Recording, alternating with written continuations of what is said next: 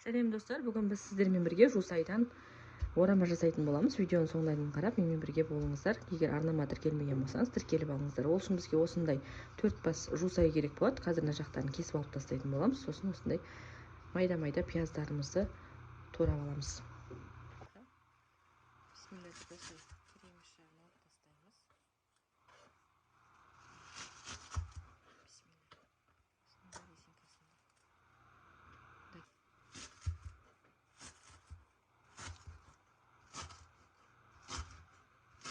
Біз пиязымызды және жусайымызды осылай турап алдық, майдалап.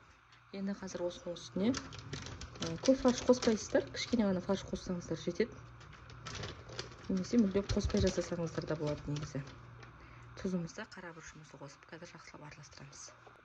Тұзымызды, қара бұрышымызды және кішкене ғана сұйық май қостым. Енді барлығын бисмилля жақсылап араластырамыз. Иісі деген күшті шығып отыр. Ораманың қамырын бір жұмыртқа, тұз және су қосып, қатты жұмсақ емес, қатты емес, орташа деңгейде қамыр елестер, оны осылай жұқалап жайып, оның ішіне дайындалған начинкамызды салып, әдемілеп орап шығасыздар. Бисмилля достар, енді осылай айналдырып шығамыз тез-тез. Банта-банта осылай майлап алдық.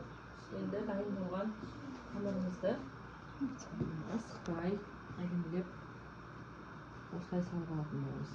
Ол тура сият бізде өлшемімен істелінген. Қамырды жақсылап елесеңіздер, ешқандай да жыртылып ештеңе болып қалмайды. Шақырып тұрып жібересіздер. Біздің жусай орамамыз. Біз жусайдан орамамызды манталаркеге салып қойдық. Енді 45 минутта пісетін болады, Алла қаласа. Ыстығын.